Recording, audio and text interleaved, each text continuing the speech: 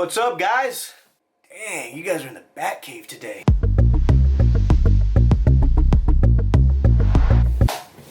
Welcome to Behind the Scenes. Here's what I want to do for you guys. One of the questions that we've been getting a lot of, especially this time of the year, is Kingfish rigs. Next time you guys go offshore, or if you're just barely getting into it, the bread and butter weapon for offshore kayak fishing is your Kingfish rig, at least down here in Texas. We use ribbon fish and stinger rigs or Kingfish rig, same thing. What I want to do for you guys today is I want to show you guys just a basic approach to it, and then show you guys sort of how a customized version would kind of play in. I'm not going to show you exactly how I make all my rigs, because those are sort of my little touches that there's nothing complex about a Kingfish rig once you get all your Haywire twists and all that stuff down. As you're learning and as you finally get into Kings, man, and you're wondering, well, how come it hit this rig and not that rig? And were there differences on them? There might be. So, there's a lot of interesting things you can do with Kingfish rigs. It's as simple as they are. Let's just get into it.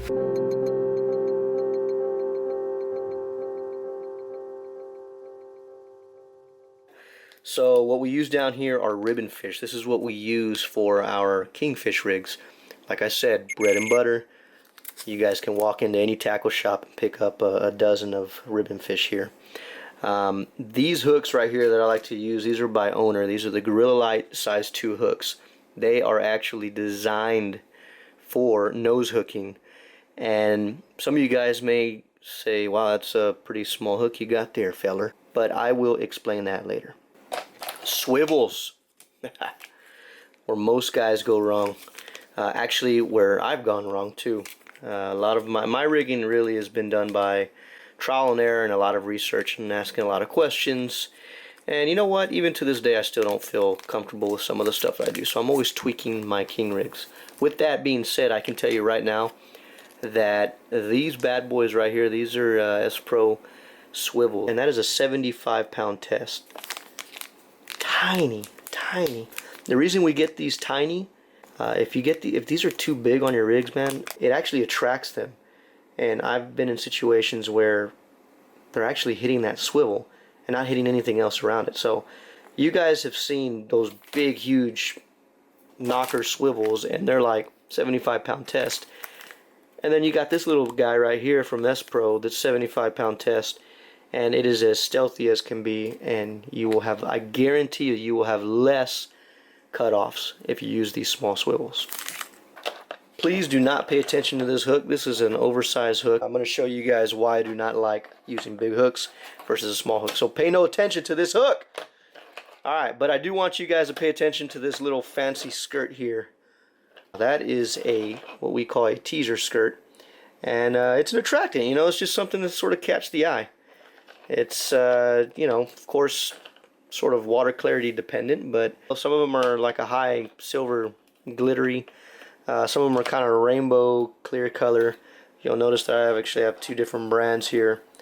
Now what we are going to tie all of this into, as I will demonstrate later, is of course wire. Piano wire, stainless steel wire, basically all the same thing. This is where things get tricky. I fish with very light piano wire. I fish with 44-pound stainless steel. Most guys don't do that. Most guys will bump it up to 60, 70, 80, even 100. Cool, man. If you're getting fish and you're in that, cool. Stick with it. I'm not trying to change the way that you fish. This is just where I've had a fine balance of success. 44-pound stainless steel marlin wire, I believe is what I use. It's very affordable stuff. There's a lot other higher end stuff that's fancy, but we're not going to discuss that here in this video.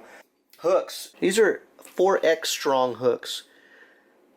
Guys, I'm telling you right now, invest in the 4X strong. Don't go for any of that cheap stuff. These are my go-to hooks. These are the must-add 4X size 2 or 3 hooks.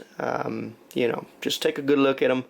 As I've gone, the more and more that I kingfish, I've really just shrunken everything.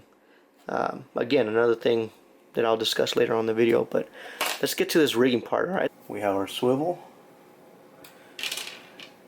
we have our J hook, And we're just going to do a couple of treble hooks.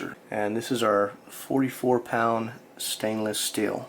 Now what you're going to need to make all this magic are basically a set of pliers. If they can cut through wire, even better. If you need some more industrial ones, don't judge my pliers. These have been very well used, but these are actually pretty stout, believe it or not. So I'm going to do a naked line up here, and without the wire. So basically, you're going to start off with your swivel, your J hook, and then your stingers or trebles, however you want to classify them. You guys can build them up however you like. I actually start from the top and I work my way down. So I'll start with a Haywire twist right here, and I will measure out as much as I feel like the ribbon fish are. So if you're dealing with 12-inch ribbon fish, space them out accordingly. You know, you want an even spread. But this J hook is very important. I've seen guys out there go all the way, just stack trebles. Now, some of you guys may be asking why the J and 2 trebles to follow, and the answer to that is purely presentation. So like I told you guys, bread and butter out here is ribbon fish. So we are nose hooking ribbon fish, and it's very important for that bait presentation. First thing I'm going to do is obviously go through the barrel. There I'm going to take it and get one fold in. What I like to do is, as soon as I bend it right here, I like to hold this tag end together, and this is where I'll use the pliers to assist. Pinch that right there. That'll make sure that your swivel isn't bouncing around. Now from here you can actually use this, bend it up, and this is where you're going to start doing your twist. Now here's sort of the tricky thing. Alright, now the Haywire twist, you don't want to come and just start making tight rolls immediately.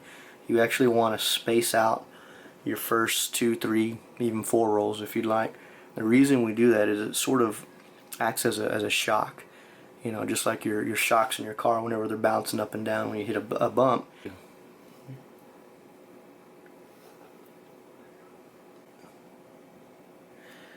And then as soon as you can build about 3 or 4 loops, you can start bringing this in and then start making a much tighter twist. So let's go ahead and do that. And the beauty of it is you can sort of see your twist as they go, and you can kind of guide it. You've got your tight twist here, and then you've got your spread right there. I normally don't make them this wide. I actually like to cut them and twist them when they're about right here, and this is why I actually use my hand. So if I wanted to basically get a tighter loop, I would have to move it forward, and I could shrink this down, which I typically would, but you know, we're just doing this for instruction purpose only. You're going to notice that I have not cut any of this right here. It's still actually tied to the very end, and the reason for that is because we're going to be measuring it out. Alright, so we've cut our first wire, and this is where the customization sort of comes into play. This is going to be where you can slip in your dusters, your slip weights. If you want to mess with ceramic beads or glass beads, whatever have you. I'm going to do this one really quick. I'm going to actually show you guys how to do this one without the pliers. You use the hook. You just kind of come up a little bit wherever you want that first bend. As soon as you get it, you go, boom. Give it a couple of wide twists, and then we'll come in with it.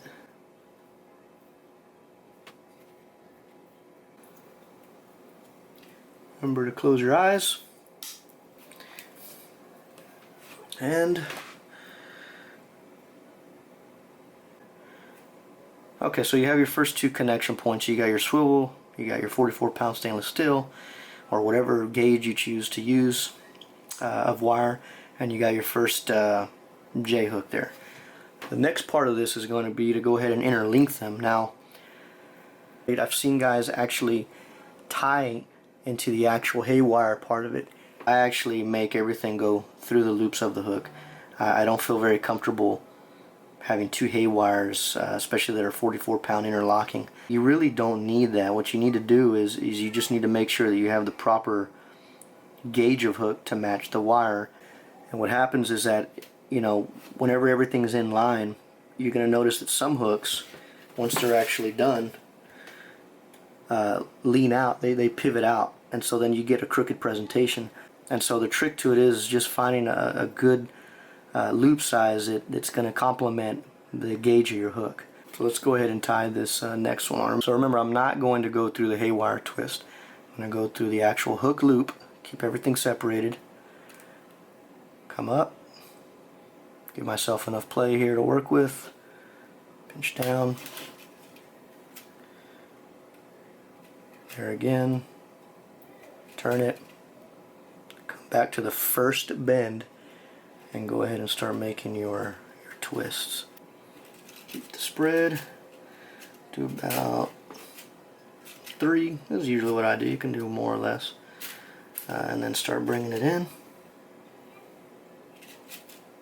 to tight barrel loops. And you can run these literally parallel right next to each other if you just take your time. If you get a little bit of a gap, you know, there's always a little bit of wiggle room. It doesn't have to be machine perfect.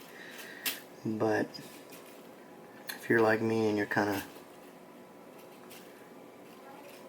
weird about it, you want everything to look right, you'll take your time on them. So let's go ahead and cut this. Close your eyes. Now we have our first interlinking. Now I'm going to show you guys something here. Remember, we were talking about presentation, making sure that these loops are big enough to complement the gauge of the hook. Otherwise you'll be getting crookedness. So I'm going to turn this so you guys can actually see that you will get a perfect straight presentation as long as you set this up the right way. The top Haywire twist is pulling basically straight up, and the bottom is pulling at the very bottom of that hook, which gives you a perfectly straight initial J-hook presentation. So let's go ahead and cut off another piece here. Our first treble, same thing, just like with the J, we're just working with a different style of hook. You can use your pliers, you can use your fingers. I recommend that you use your pliers, but I just, for the sake of time and demonstration, I'm going to do this very quickly. It does take a little bit of practice. I may make this look easy right now, but it's only because I've done a few hundred of them.